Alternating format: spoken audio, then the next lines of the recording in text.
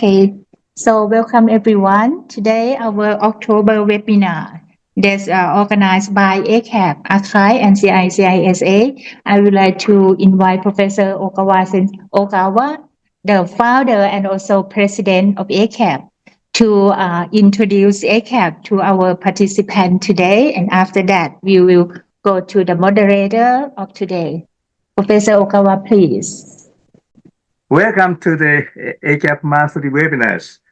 Yesterday, it was the celebrations days of the International Older Persons.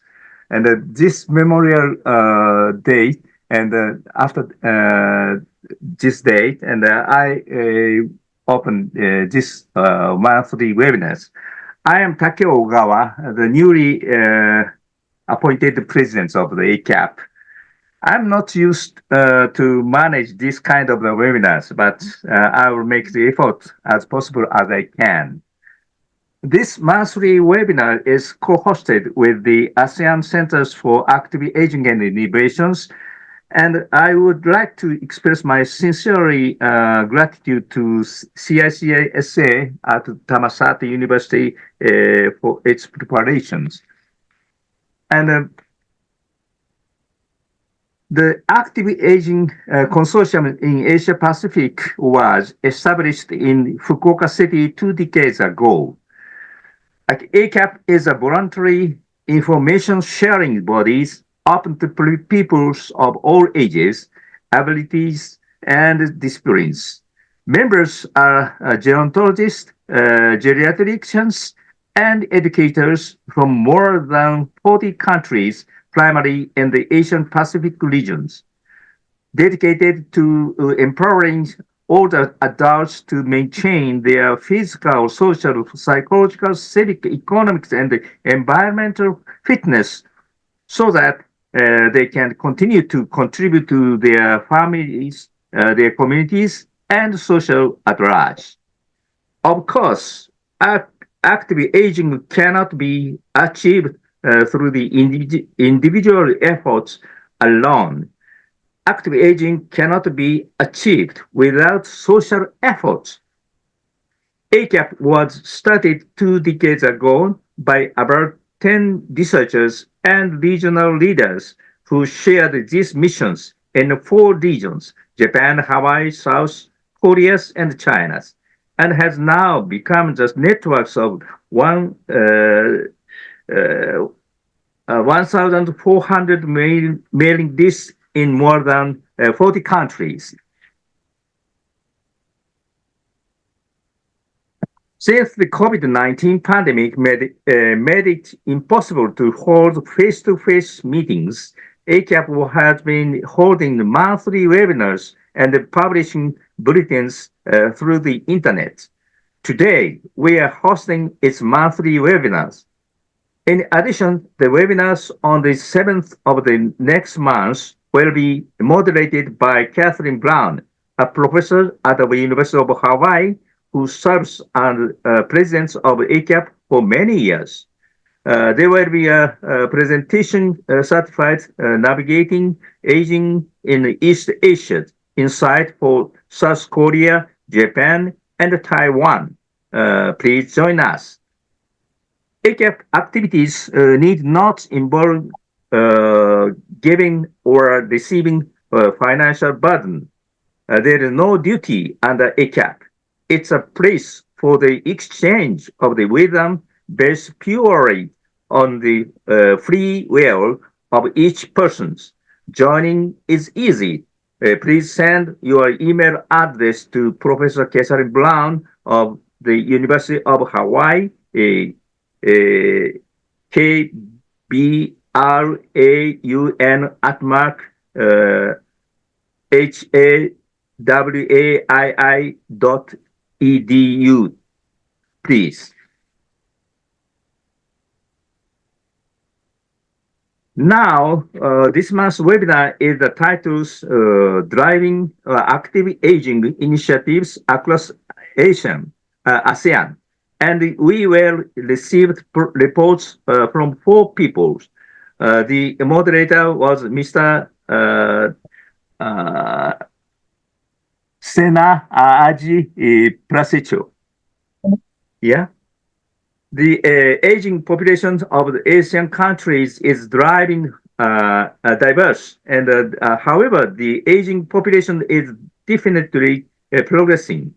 How do we accurately grasp the actual situations and try to realize active aging? We would like to hear it with interest. Oh. Once again, I would like to express my heartfelt gratitude to the people involved in the Centers for International Collaborations of Innovations and the Safety of Aging, CICISA, at the Faculty of Health, Public Health, Thammasat University, who is hosting these monthly webinars.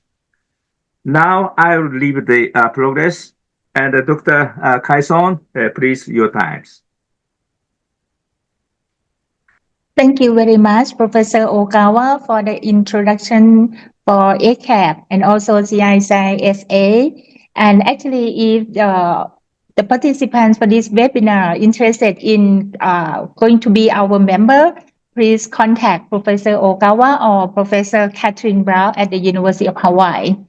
And as Professor Okawa said, that we will organize the webinar monthly until December, and next year, 6 months of next year, Professor Tribudi and her team, Dini, will organize the webinar, but we still are in the ACAP members, and it will turn back to Thammasat again in the last 6 months of next year. So that's what we plan. Yes. So now, welcome everyone to the webinar today. And I would like to invite Mr. Sena Aji Prasejos. He's a archive staff in the policy advocacy of the ASEAN Center for Active Aging and Innovation. He's a very good organizing speaker and prepare everything. So we would like to hear from him to manage the session on driving active aging initiatives across ASEAN. Aji, please, time for you. Thank you very much, Prof. Takeogawa and Dr. Kaison. And again, welcome to our webinar to all our participants. It's currently 9:37 here in Bangkok, so a very good morning to everyone. We know you are joining us from many different time zones. I see you from Japan, from Nepal, and from India. So we truly appreciate your time and making your efforts to be here. And on behalf of the ASEAN Center for Active Aging and Innovation, or ACAI, I would like to thank you for Professor Takeogawa from ACAP and Dr. Kaison from CICISA for giving ACAI the opportunity to co-host this ACAP webinar on driving active aging initiatives across ASEAN. So again, my name is Senaji Prastyo. I'm from ACAI. I'm a new member here.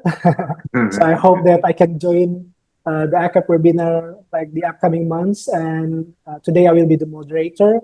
So please keep your attention to the 4 speakers for today. And if you have any questions after the presenters, so you can just raise your hand or type it in the chat box. So we will be happy to hear your feedback or questions or any inputs. And so I believe most of you are already aware that we are meeting today just one day after the International Day of Older Persons 2025, which is like 1st October. And then this year themes is, let me check, this older persons driving local and global actions, our aspirations, our well-being, and our rights. So this is perfectly aligns with our theme today, where we try to like combine like from data and the practical implementation into our initiatives across ASEAN. So to start, I would like to invite everyone to think about one word that you think can best describes about the powerful contributions of older persons in your community, or in your country. So it can be anything, only one word that describes the powerful contributions. So, oh, this one is already here, mentor. Okay, I'm thinking about maybe storytellers. Oh, someone said care. Okay, I would like to see any other words that will come to the chat box. Please type it in the chat box. Experience. I like it. Dr. Mang, experience. Anything else? Dr. Kaison, Prof. Takeogawa. What do you think? I'm thinking about lifelong learning. Oh, nice. Lifelong learning. I like it. Wisdom. Yeah. Social capital. Yeah, I think I heard a lot that uh, aging or adults is not like not a treat. It's an opportunity, right? So I think it's very good for us to understand and like see together about this theme, lifelong learning. Yes, friendship, I like saving. saving. Yeah. So mentioned about saving. Yeah, because when we talk about aging, it's not only health issue, but we need to think about the economy, social participation, and also environment. So supportive friendship as well as it includes in the mental health, social participation. Yeah. Anything else? No, that's enough. Okay, thank you very much for sharing your thought. I don't want to like take much time on it. So, oh, that, yeah, thank you very much for environmental friendly. I like it. And yeah, without further ado, there are four speakers for today who will talk about projects related to data or research, as well as other projects that are more into practical implementation. Oh, Professor Takeo Ogawa mentioned about life work. Like, is it life work? Okay, life work. Thank you very much, Prof. Takeo. Yeah, I'll continue about it, and then our first speaker who will be the researcher from HiTech, which is Kun Wilawan Luan Yes. Somkit, yeah, or Kunbo. I know it Kunbo from HiTech. She's based in Thailand as well. So she will present on the Happy Retirement Program. It's collaboration with ACAI as well and TDRI. And yeah, I'll hand over the floor to Kunbo, please. Good morning again for everyone. And yes, my name is Wilawan Somjit. I am a researcher from HiTap Foundations. Normally, our work is focused on HTA or health technology assessment. So for today, I'm very excited to present a new frontier, new research frontier for all of you. At least it's a new for me, which is a move beyond from the public health so far. The project that I will present today is about promoting happy aging in ASEAN countries. So this is the collaborative work between HiTap and TDRI, and we receive the supportive fund from ACAI and TSRI. Yeah, this is a local funder in Thailand. Okay, let me begin the presentations with the simple but important questions. Have you ever imagined your life when you grow old? What are you hoping for? And what kind of the activity that you want to join in that day? Or what does happiness actually look like for you in that time? Or who are the people that you want to share the time with? Can you imagine that? Or can you answer that? If no, I will give some hints for you in the following slides. Okay, in the early of this year, we received the research questions from our funder, ACAI. It's about how to enhance the happiness of older adults and help them thrive alongside with other generations with their happiness. To answer in that questions, we conduct the rapid review, and we found that happiness of the older adult is not driven by a single factors, but it's driven by the combinations of factors, such as it's about the good health conditions, it's about the financial security, or like you said, you want to have a social connections with your families or your partner, and someone just want the freedom to choose whatever they want to do. So in the conclusions of our rapid review, it showed that happiness of the older adult is diverse and is deeply personal. It means it means something different to everyone. So why happiness of older adult is very diverse and complex, but we can group or structure it using WHO's active aging framework, which has the three essential dimensions: participation, health, and security. When these three pillars are supported, the individuals, the individuals remain active and engaged to their as they age, and we can assume that this leads to the greater happiness in older adults or happy aging. Or we can say happy aging is like an ultimate goal of the active aging. However, to achieve in that ultimate goal is not it cannot be done by individually, because it's influenced by many external factors such as economic conditions, availability of health and social service in community, the physical environment in the physical environment that they live in, or maybe it can influence by the cultural norms of our society.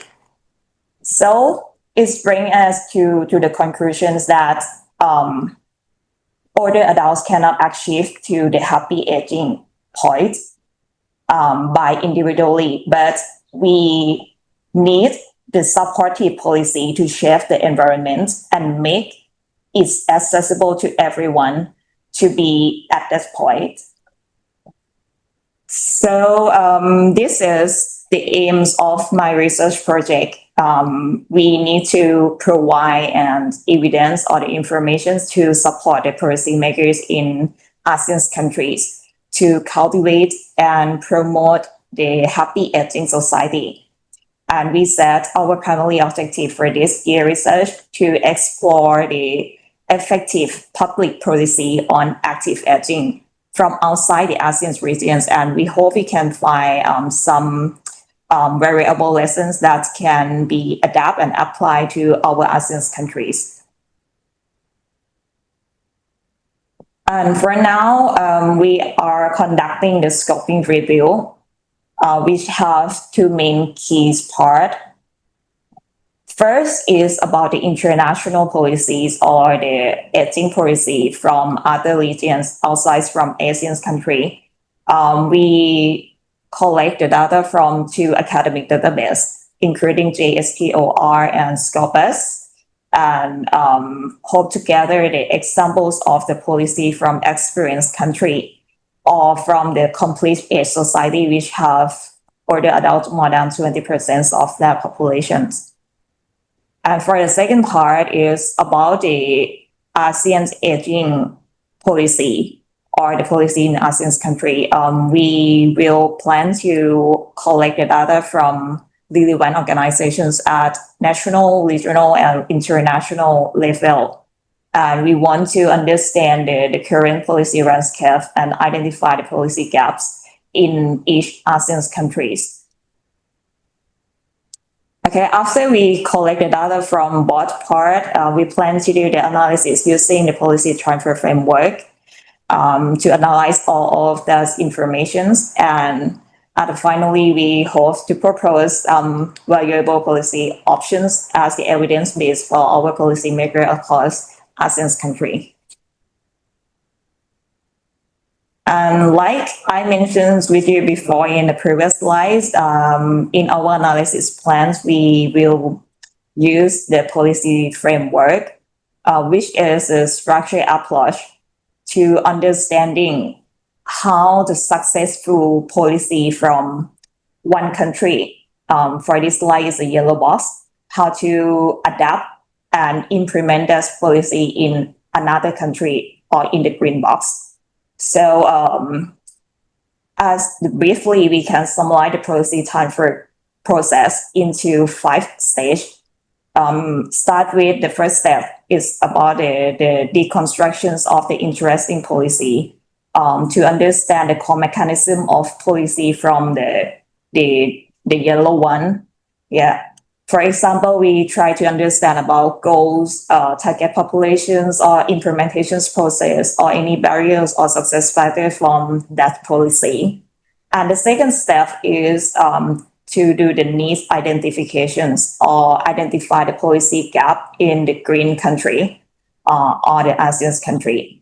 After that, in the third step, we plan to match the policy between the yellow box or the effective policy with the needs of policy or the policy gap in the green one.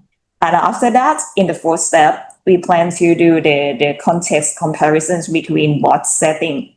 And this is very, it can be used to inform us in the next step to select the transfer degree or the transfer elements. In this case, I can get an example for you. It's like if they have a similar context between yellow and green one, the direct copy of all elements under the policies might be suggested in that case. But if there are different contexts, like for example, transfer the policy from high level income country to low level income country, we might not recommend transferring the policy directly, but we will propose to transfer only the backbone of policy or core principle or the concept of the policy that make it work in the yellow one. And let's say we use the emulations and combinations degree as the choice of the transferable in this case. And yes, the thing that I show you for this time is one part of my project, and the project is currently in the progress that we are on the data extractions process under scoping review. So for today, I don't have any result to share with you now, but we plan to conduct an online consultations meeting with representative of ASEAN countries, maybe within the next January, before we present the results in PMAC conference in the next year. Yeah, and that's all of my presentations today. I hope you enjoy with my presentations. Yeah, if you have any questions, please feel free to send it in the chat box, and yeah, I will reply in the Q&A sessions after this. And the last point is it will be better if you can concern that aging happily is not just an individual goal, like I said before. It is a collective responsibility of all, and we need a supportive policy to make it possible for everyone. Thank you. Thank you very much, Kunbo, for your comprehensive presentations. Yeah, as Kunbo mentioned, I would like to add that our team has just finalized collecting the data in Chiang Mai and Songkhla in Thailand to add the data from during the process of the Happy Retirement Program. That unfortunately we cannot share the results yet, but maybe during the PMAC event. And now we can move to another presenter, which is Dr. Mangpo from ACAP. Thank you very much, Please. Archie, and good morning, everyone. Good morning from Thailand. First, let me share the slide first. Okay, a very warm welcome. And first of all, on behalf of ACAP, I would like to thank you, our co-host ACAP, CICISA, and Thammasat University for giving ACAP the opportunity to share about our ongoing initiative. My name is Hemang. I'm a plan and policy analyst at ACAP. And today I'm going to share about ASEAN Active Asian Index, which in ACAP we call that triple AI. So this is a framework and more like a long-term plan that we use to better measure the progress of active Asian in ASEAN. For those who might be less familiar with ACAP, because we are actually a young organization, we stand for ASEAN Center for Active Asian and Innovation. We are an intergovernmental organization under ASEAN Secretariat, and we are based in Thailand. Our vision is quite clear to be a leading platform and an international think tank that fosters collaboration on Asian, that embrace a future where other people can live actively and productively. And with that, we empower on 10 ASEAN member states and welcome one more Timor-Leste to come very soon next year to have a really resilient and age-friendly societies. And the discussion that I'm sharing today will be one of our key projects to fulfill this mission. And in ACAP, our work is grounded in a 5-year plan that we just launched a few months ago in April. If you are interested, there's a QR code that you can scan the full report that is more detail on our 5-year plan until 2029. And yes, our key 4 action plan are from four key areas. First, health and well-being. Second, economy and digital opportunities. With Khun Bo from High Tech, I just present about her happy retirement program. So it's under area 2. Area 3, we focus on age-friendly environment. And finally, we also have ensure organizational sustainability and inter-professional collaboration. And for the triple AI, it's under Area 1, Health and Well-being. So let me begin with one simple quote from a popular educator, Peter Drucker. What we can measure, we can improve. So what does it mean?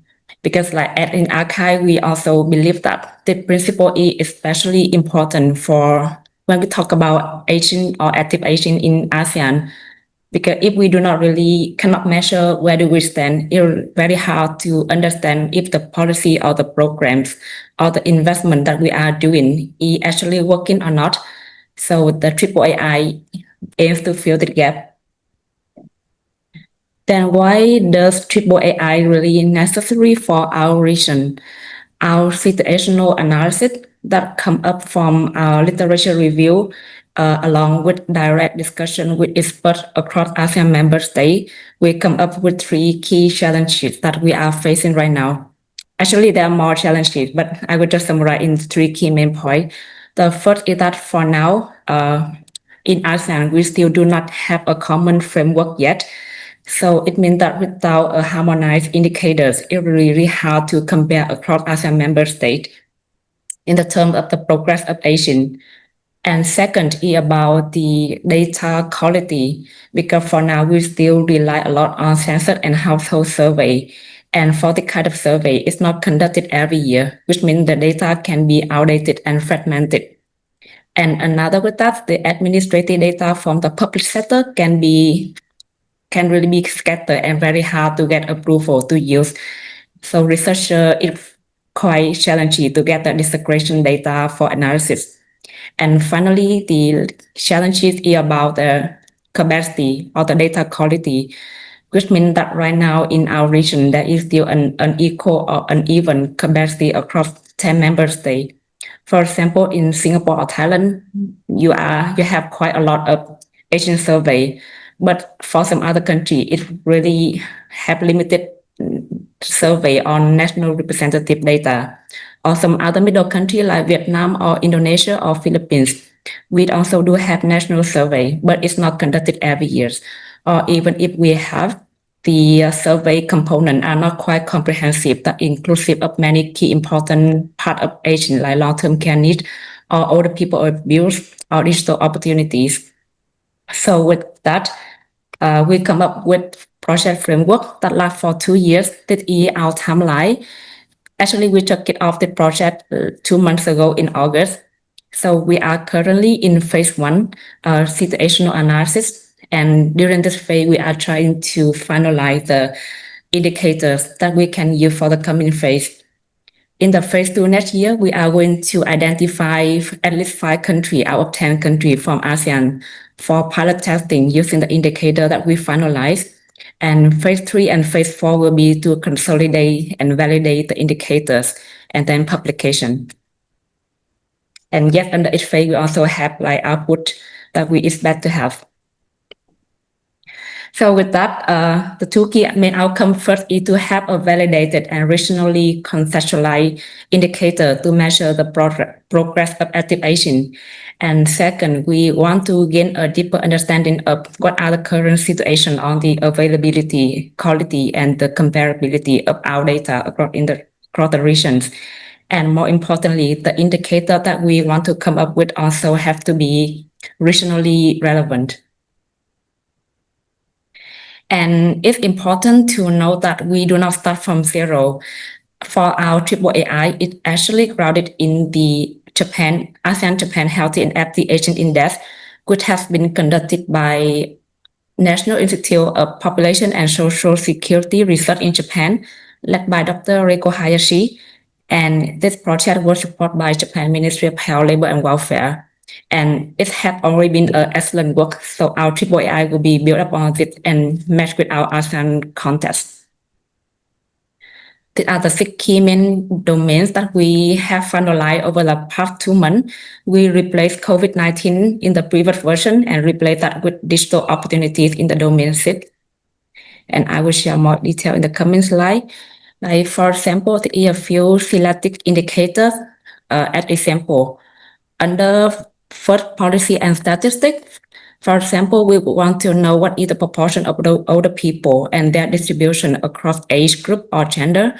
We would ask the country if they already have a national policy on older people rights, either yes or no or developing.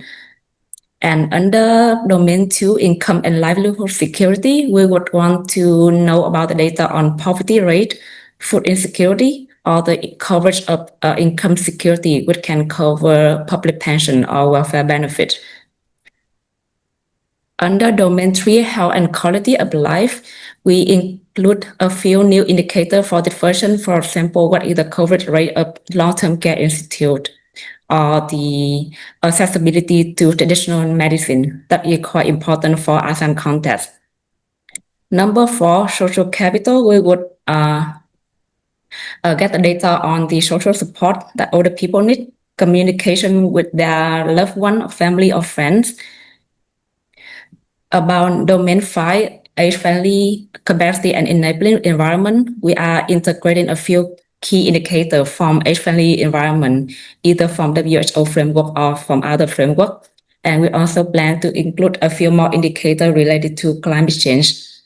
And finally, digital opportunities, we would yet ask the elderly if they have a phone or not, and if they have, do they have access to internet or not? And also we want to know about their digital skills and if they can have access to telemedicine. So yes, and this is the last slide. The more important of the triple AI actually lies in the availability of data source. So we will be utilizing from a variety of sources like national census, household survey, government data survey for older people, and we will be also explore international database or conduct interview with expert or small scale survey if needed. And with that, we will be identifying from each ASEAN country, from each one Asian focal point to be working with to get the data needed. For example, in Singapore, we are working with NUS, and for other countries, we are still in the process of identifying. Yes, and to conclude, I would like to emphasize again that the triple AI is not just about indicator and number, and it could be treated as an ongoing framework that keeps change from time to time. So the indicator that we are trying to finalize now, we really open to hear your suggestion or any comment that you may have. We will be incorporate into our version. And welcome also for any collaboration in the next phase if you want to be a part of this. Thank you very much. That's all for me. Hand over to Ashi, please. Thank you, Mang, for your presentation. I love the quote. What we can measure, we can improve. Yeah, because I think Yes. it shifts the Okay. conversation like from passive concern to active accountability. So when we measure the success, we can also transform a good intention to the implementation. So I think it's really a good quote for AIII as an active aging index. And I noticed that the other speakers has not joined yet. For Dr. Jasper and Miss Dwi as a replacement of Miss Tirta.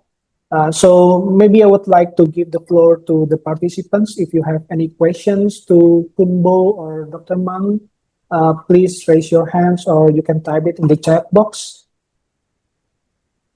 about happy retirement or active aging, active aging index. Any questions, please? And I get many wisdom of the ASEAN and ACAI's index. And I have one question for men.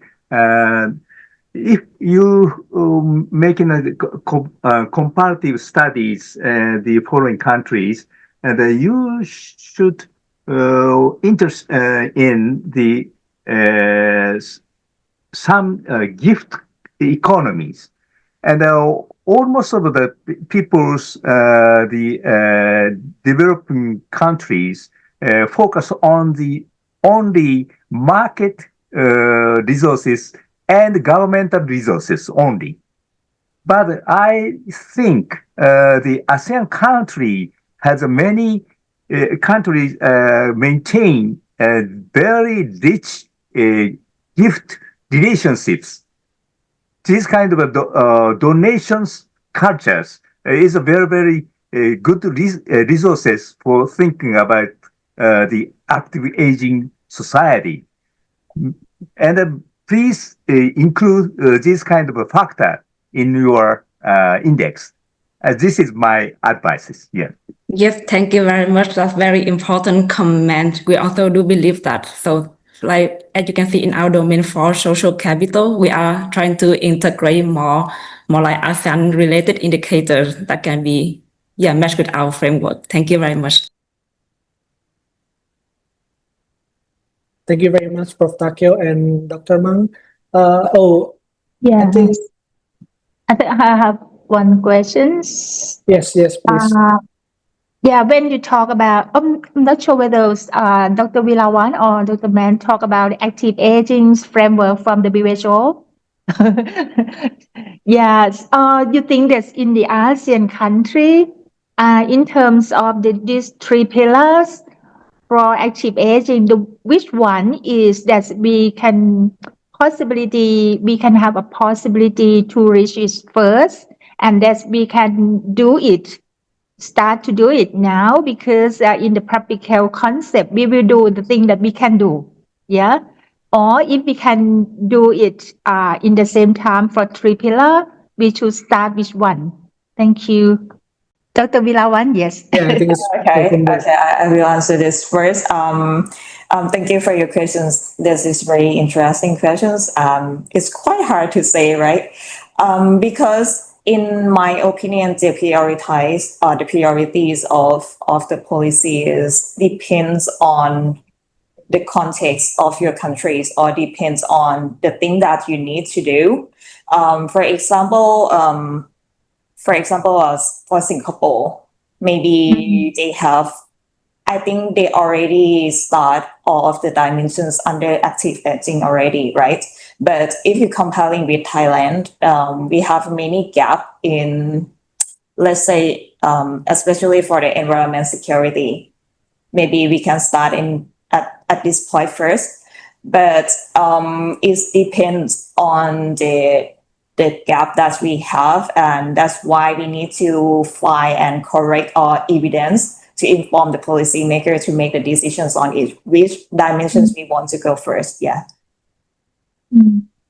Thank you. Yeah, because I'm interested in lifelong learning for the older person, and I think this one we can do in many ways, depends on this resource thing that we have in our country. But kind of technologies go very fast, and the other person learn to follow that quite a little bit behind. So this one might affect to the three pillars from the WHO as well. So I think that this might be a good point to do some more research or to push the policy on this. Yeah. Yes, I agree with you that I'm very interesting to the life cost policy too, but it's quite challenged in the policymaker perspective. Life cost policy is some kind that's hard to evaluate and measure the outcome because it's take the long time to see some output or outcome. Yeah, but it had an advantage. Yeah, and we need to do that. Yeah. Thank you, Dr. Vilawan. Thank you so much. Thank you, Kunbo and Dr. Kaison. I think I also agree about the digital things that is because so that we try to also put more indicators also under the ASEAN Active Aging Index, which is under the domain 6 that Mang already shared, where I think the older persons need to keep up with any improvement of the digital technology. And then there's another question I saw in the chat box, which is from Dr. Catherine Lee. What are you finding about multi-generational living and socializing and its impact on well-being? So either Kunbo or Dr. Mang would like to answer.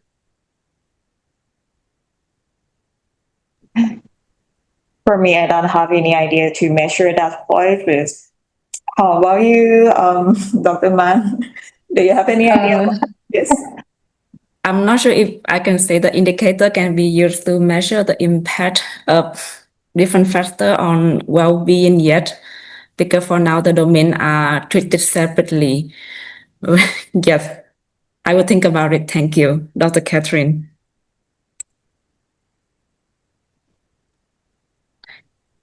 And also, while we are waiting for the next speakers, I would like to, talk something. In Thailand now, we talk a lot about longevity. 100 years old, something like that. Is that this indicator that you are going to explore will reflect on that in some point? Maybe Dr. Manbu. Yes, about longevity. Yeah. Yeah, one thing that I want to use example from the Asian index is that so we will treat it like we will consistently measure it, and then we will compare the progress of countries, and then in the end phase we're going to plan to have a data dashboard to launch, so all the country can come take a look and compare with each other, so we can see if what can be improved or what can be what is the good point from them. And for longevity, for example, now different countries have different age life expectancy, so we plan not to use one cut point for older people age for on 10 ASEAN member states, and it will be depend on each country, depend on their elderly law, or depend on the retirement age for each country when we talk about this. That's what I can think of so far. Thank you. Thanks for sharing. Yeah. There's some other comment related to the index on the comment. Maybe let me address that. Yet it would be very nice if it can be extended to South Asia or Sri Lanka. But for example, for now, because archive, we have a 5-year plan that we have to follow. So for now, our focus can be only in 10 ASEAN member states only.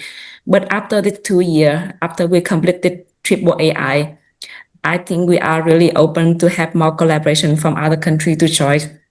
And another thing that I want to mention is that one of our key partners is from Japan, that the National Institute of Population and Social Security Research, they are trying to do some universal health index in Sri Lanka and South Asia. So if you want to be a part of it, please let me know and I will be connecting you with them. So yes, it's all about Asian related project and related to index. I will drop my email in here. Oh, that's good. Thank you. Thank you, Ma'am, for your explanation. So actually, I would like to hear Much. from Indonesia because they have done best practices about long-term care project in Indonesia where they call it LLT. It's a layanan lansia terintegrasi or integrated elderly care services. Yeah, may I just make a brief comment on this? Both the presentations have been very interesting. And yes, we have lots to share within the Asian culture. And South Asia has a certain specific characteristics which are also being researched how they are contributing to happiness. And we have some surveys and we have some individual research which is indicating many factors which are being adopted by seniors. And we are also now, like my research, looking at class differences in differentiating between what becomes more meaningful when it comes to checking on happiness and healthy well-being. One of the questions which I put there also, we have a lot of emphasis in our country on satsang, which is that people enjoy being part of a group and they are involved with music, they are involved with dancing, and it sort of releases a lot of energy and it does contribute towards a feeling of well-being. And there is now some conference coming up also which is focusing on these aspects. So do you have something to share, because this is some activity which is regularly looked forward to, and there are various variations which are coming up in this context, and it is now becoming popular with different socio-economic groups as one mode of activity in old age. So, would you be able to comment something and we can share later through emails more details? Thank you. Say the concept of the active aging is a broader significance, and it's need to include working and leisure activities and some social capital activities, and another activities should be included in the active aging. And in Japan, active aging, a sense of active aging is not only for the healthy, well-being persons, but also the recipients of the long-term cares, patients and clients, can be secured the active aging situations. Then we focus on the dignities of the older persons, much focusing in now. And enhancing these kind of well-beings for the older persons totally, it includes such kind of Maharaj said, and dancing and music and sing a song and make some art activities. And this kind of the new creative activity is evaluated for them. This is a very good items for thinking about the active aging in near futures. Yeah. Okay, thank May you. I just Yes, comment please. on this? I Yeah. agree with you, but now there is a lot of evidence coming which is using, say, for example, music therapy for Yes. long-term Yes. care process and for dementia care and people suffering from other kinds of cognitive declines as well as mobility declines. So I think, yeah, I agree with you that many of these aspects are becoming very important, and we definitely need to share more on the concrete evidence which is suggesting how much does it contribute and what are the different practices and forms which are being used. So thank you for your comments. Thank you. Hi, everyone. Nice to meet you all. My name is Akila from the Ministry of National Development Planning in Indonesia. Our speaker for today is on the process of joining. So this is just a brief introduction, maybe sort of getting to so that all of you will know how Indonesia is doing in its aging progress for development. So as you all know, Indonesia is the fourth most populous country in the nation, in the world, sorry. So our current aging population is around 12% of the population. That accounts for around 23, 24 millions of older person. So it's not a small number. We're a pretty big country. And we have a lot of programs going on right now for aging population in Indonesia. We have social protections like food assistance and CCT cash transfer for households in poverty. We also are we also just finished piloting the integrated older people care program, which takes a lot lessons from Thailand's LTC program actually. So it's a community based hub where older persons in the community in Indonesia are connected by a team, by an intersectoral team of social workers, health officer, village community members to assist them to be able to access the services and programs that they require, either within the community or practically to hospitals or to the district offices, and generally help them to be able to age in place and fulfill all their needs while during their old age. So that's pretty much it. Our speaker later on will be able to explain more further about our active aging program conducted through that integrated older people care. Because aside from helping the long-term care needs of older persons, the integrated older people care program also helps with active aging. So we have an entrepreneurship program for older people who have businesses or doing crafts. We have meditations, yoga, light exercises for them to connect and participate in community activities. And the integrated older people care is also an intergenerational system. So the team is consisting of youths or mothers. And during the events, during the community programs, we also invite students or younger members of the community to be involved and do activities together, yeah, with the older person, so that they are more aware of aging and how to implement the principle of healthy aging during their lifetime. So I think that's all from me. Just a little slight introduction of Indonesia and its aging population. We'll explain further later on. Thank you, Masena, and everyone else. Thank you very much, Mbak Akila. Yeah, I think because Mbak Akila also mentioned about one of the topic on the intergenerational things that I think address the questions from Miss Tui Tran from Health Page. Do you think preparing for older age is also part of active aging, meaning that active aging is not just applied for older people, but also for younger people to actively prepare for their old age? I think I totally agree with that.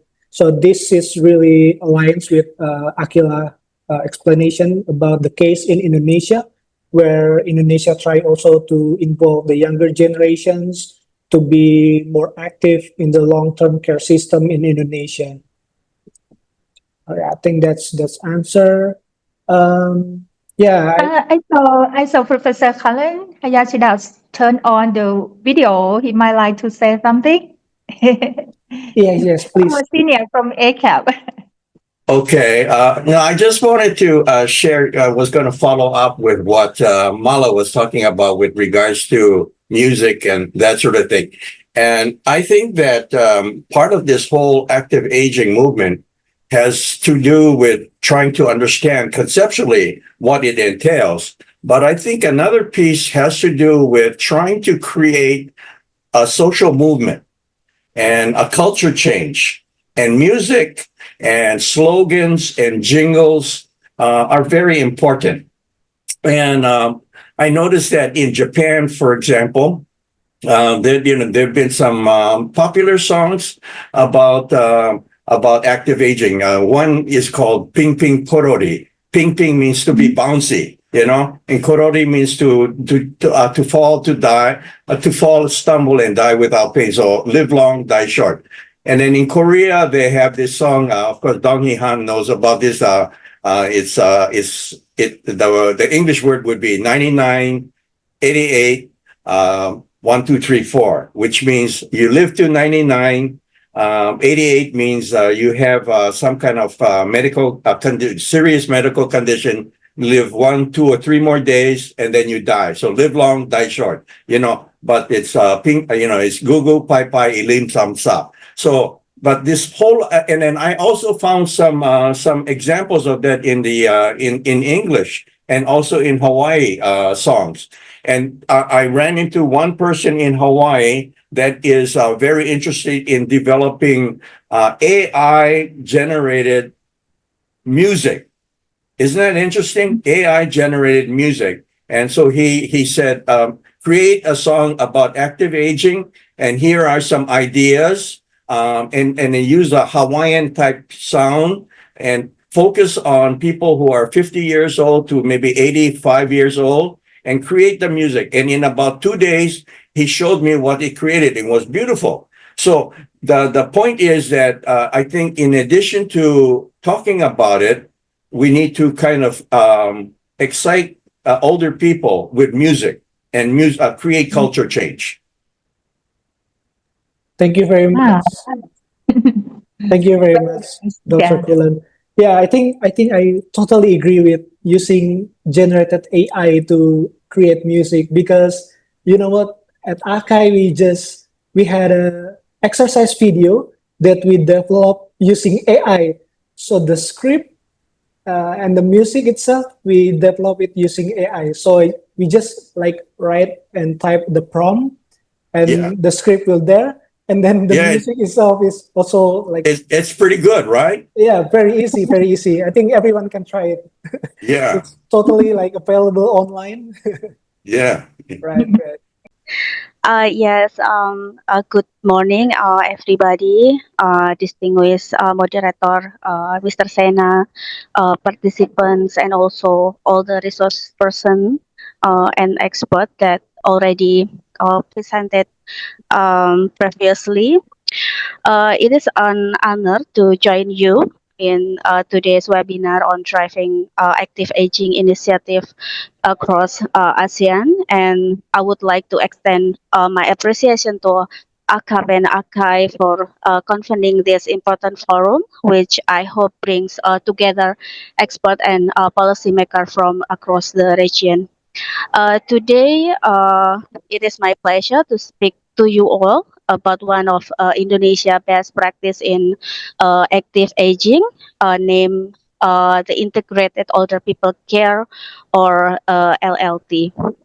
I would start with explaining the key concept of layanan lansia terintegrasi, or integrated older people care. So the principle of LLT is to ensure that older people can continue to age healthily, maintaining their functional abilities so they can enjoy well-being in their later years. LLT also emphasizes the importance of aging at home, meaning that older persons should be able to remain in their own homes and communities, regardless of age, income, or ability. LLT promotes older people oriented approach, making sure that elder specific care is accessible and affordable at the community level. At the same time, it strengthens and collaborates with existing services so that support for older people is enhanced, comprehensive, and also free of duplication. In practice, LLT function as a community-based hub that provides elderly services and multidimensional intervention covering health, social supports, family, and economic aspect delivered by a cross-sectoral team. The LLT team consisting of operational managers, case managers, and senior planners, as well as service provider in the community. And it is also involve older people and their families or caregivers.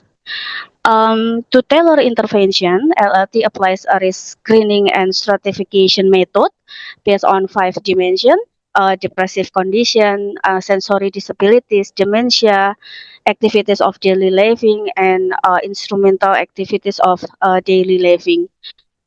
With this, we categorize older person into three levels. Level one for active seniors refers to older people who are still healthy. Level two for preventive or at risk of long-term care older people refers to those who may have a certain condition but remain independent. And level three for older people needing long-term care, referring to those who face difficulties in independence. Through this integrated model, LLT aims to provide a holistic support so that older people can continue to live with dignity, independence, and inclusion in their communities. As I previously mentioned, LLT is implemented through the integration of various existing programs, specifically program and services that are available in the surrounding areas. Older peoples and their family, as we can see on the top of the graph, are connected by the LLT team to access services they need. The integration works on two level. Was vertical integration involve hospitals, doctors, private investors, and also multi-sector government agencies across social, health, infrastructure, and other sectors.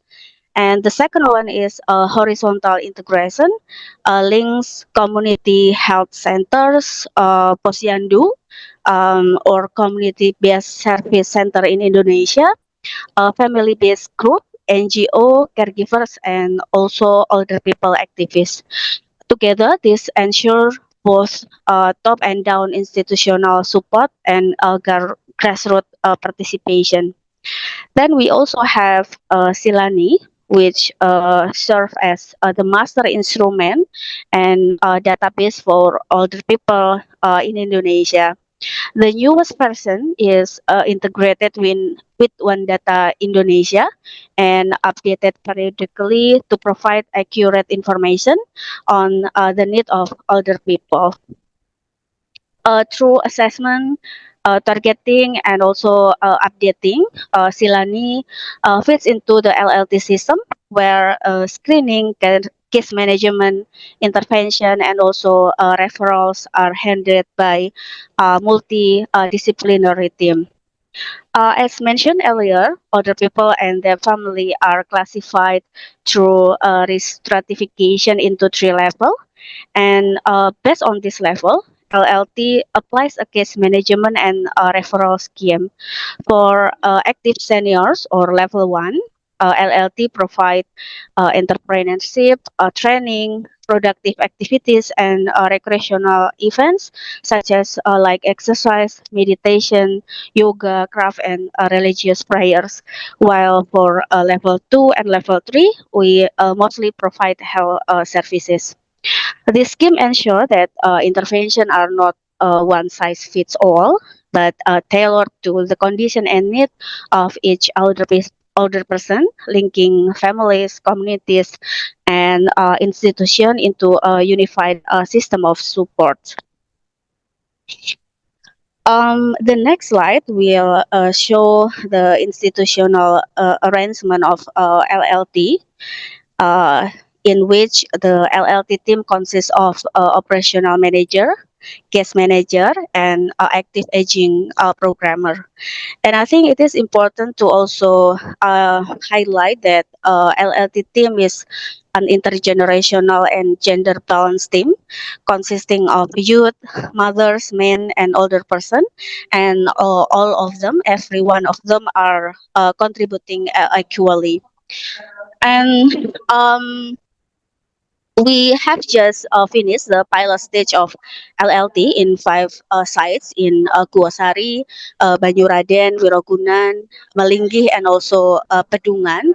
And we see that each of these locations has developed unique approaches while applying the same LLT principle that Bapanas has developed. From this pilot, number of good practices have emerged. For example, in Wirogunan and Pedungan, regular support and coordination have encouraged local government to replicate and sustain the LLT program beyond the pilot stage. Then in Banyuraden, other people cooperative were established to market craft made by older person, showing innovation in economic empowerment. In Pedungan, partnership with local universities allows students to engage directly in updating and collecting data on older people, strengthening the knowledge base for planning. And the next one in Malinggi, LLT became an intergenerational model, bringing together older people, pre-elderly, and youth to co-manage LLT programs in Malinggi. Meanwhile, in Guosari and Malinggi, funding support from the village helps sustain activities and provides continuous service after the pilot stage ended. Overall, these pilot experiences highlight not only the potential of LLT as an integrated care model, but also the importance of governance, resources, and innovation in ensuring sustainability and scalability across Indonesia. In LLT, we see the importance of active aging activities to maintain the quality life for older people. So our active aging programs often see that can help older people to stay active and live independently, encourage older people to be kind, strong, financially stable, happy, and worry free. And it is also encourage family and communities to care more for active older people. During the program, the active aging programmer has several responsibilities, including analyzing the needs of active aging program, including listing older people at level 1 from the screening result and prioritizing program based on their condition. And then they also identifying the active aging program, defining the goal of the active aging program, planning the activities for active older people, and also creating the activity schedules. Um, the existing active aging program that we have currently, including individual welfare program such as targeted social assistance, assistive devices for older people, and also personal care. We also have a self-management program or self-improvement classes for older person to educate themselves and involve in lifelong learning, or we call it sekolah lansia. And then the third one, we have social involvement programs to promote older person participation through community services, communal exercise, and other community-based activities. This program also invite older person to join major holidays such as Independent Day, festivities, religious rituals, and also neighborhood birthdays. And lastly, we have productive older people programs or entrepreneurship for for older person who are also a small scale business owner. For them, LLT provide capacity building and marketing support. The younger member of LLT teach the older people on digital market, brand names, and also improve their overall product quality. The two main principles of active aging that we bring are collaboration and equality to ensure that all other person can enjoy the benefit of LLT activities regardless of their status. And after the pilot stage has ended in 2024, we have several plans ahead. So aside from the 5 original LLT sites, there are some efforts to replicate the system of LLT to more places. The city of Yogyakarta has done this replication to 5 locations: Semaki, Gedong Kiwo, Bajiro, Purbayan, and Kota Baru. And the existing pilot in Wirogunan will be the leading example of LLT system and program. We also have conducted early assessment for potential LLT expansion in 13 villages in West Java, including in Purwakarta, Garut, Tasikmalaya, and Tasikmalaya City. We have also received consultation from Denpasar city government in Bali regarding their plan to replicate the current LLT pilot in South Denpasar to be applicated to the entire Denpasar city, or 3 more locations in North, East, and West Denpasar. Um, with the end of the pilot phase in 2024, we have some plans for the future of LLT. First, we aim to develop LLT as national program on aging. LLT is set to be the basis on a national program on aging, including provision of LTC services and the empowerment of older persons. Second, strengthening the regulatory framework, the renewal of the national strategy on aging, and also the updating on the law of older person is currently undergoing.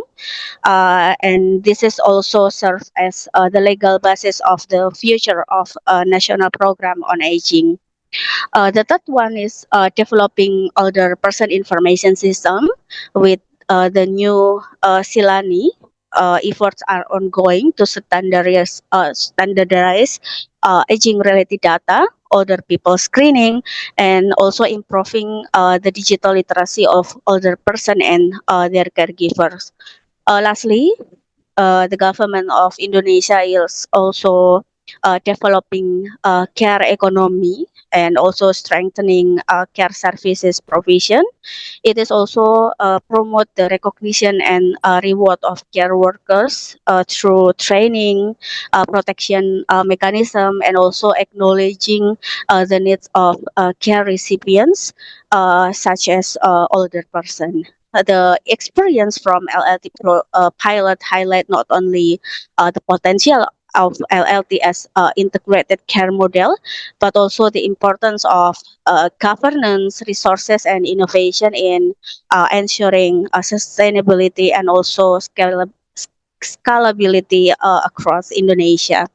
I think that would be all from me today, Mr. Sena. Thank you very much for the opportunity to share our experiences in Indonesia, and I do hope that it can enrich our discussion today. Thank you. Over to you, Mr. Sena. Thank you very much, Ms. Dwi. I think it's very good and amazing presentation. It covered a lot of details on the LLT system in Indonesia. To me, it's like a one-stop service that connects like many stakeholders into one solution for active aging. And I also noticed that there's some explanation about promotive and preventive, which is very important for the system to like provide more service to the older persons, because we often focus on treating the challenges of old age, but active aging itself is about shifting that focus is much earlier. So we have to prevent that many diseases to be more active aging. Please. Okay, so let me summarize all of the discussions that we talk about happy retirement program and AIII that include all the indicators. So when I look at the responses, I saw that indicators should include new technology, especially AI, as well as another indicators on working condition for the elderly. Someone talked about intergenerational relations, including reduction of conflict between generations, as well as aging in place, focusing on aging in the right place. And another thing is mental health. And another person mentioned about we should think more about the life course policy or program to take care of the people. And we talk about music therapy that can benefit older persons. Another thing is the importance of multi-stakeholder collaborations to do an implementations at the ground. And lastly, from Dr. Adisa mentioned about independent and capable, whether at home and in public spaces, feeling respected by younger generations and among older people, and being supported mentally, physically, and spiritually. So that's the summary from the webinar. And I would like to thank to all speakers and organizers, Prof. Takeo, Dr. Kaisen, especially to all attendees for your active contributions. As we conclude, I would like to share quotes with everyone today.